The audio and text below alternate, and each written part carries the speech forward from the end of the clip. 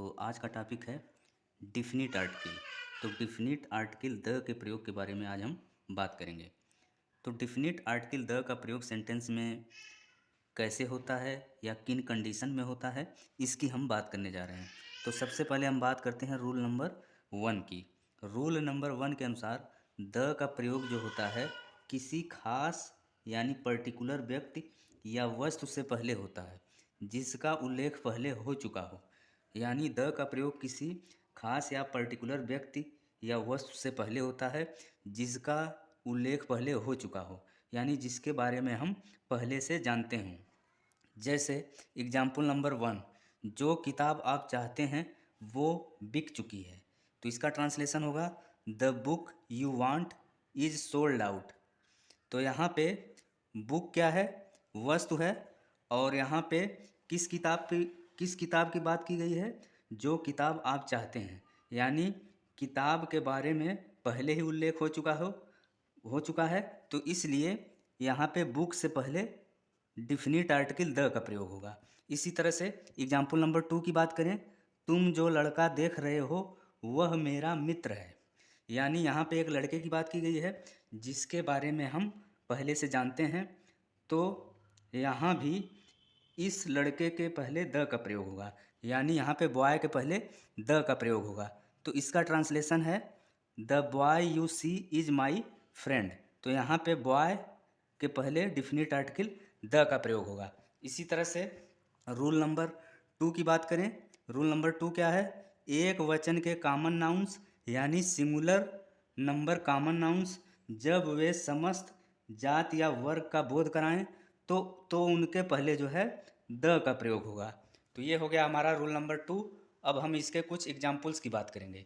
तो rule number 2 का example number first क्या है, गाय एक उपयोगी जानवर है।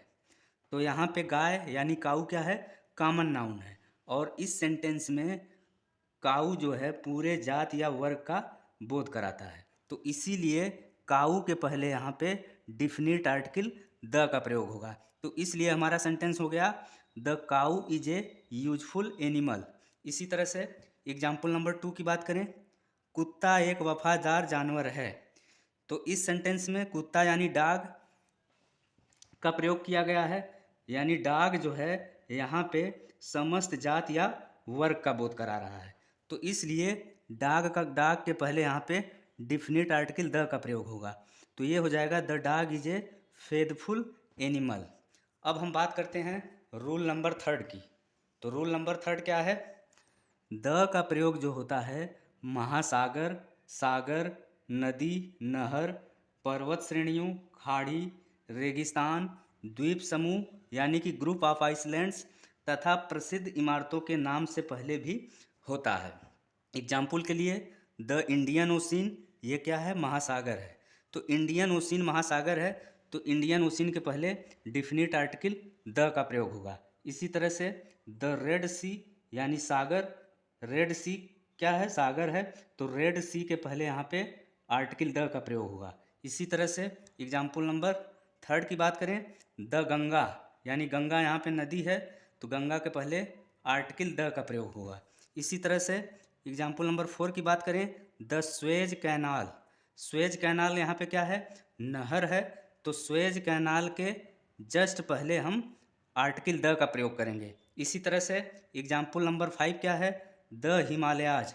हिमालयाज क्या है, पर्वत श्रेणी है, तो हिमालयाज के पहले आर्टिकल द का प्रयोग होगा।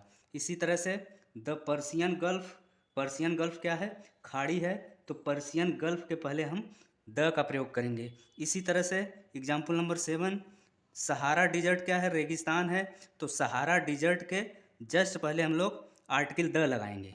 इसी तरह से एग्जाम्पल नंबर 8 की बात करें, वेस्ट इंडीज। वेस्ट इंडीज क्या है, द्वीप समूह है, तो वेस्ट इंडीज के पहले हम लोग डिफिनिट आर्टिकल द लगाएंगे। इसी तरह से ताजमहल क्या है, प्रसिद्ध इमारत है, तो ताजमहल के पहले हम लोग आर्टिकल द लगाएंगे। तो स्टूडेंट्स, ये था आज का वीडियो। Thanks for watching.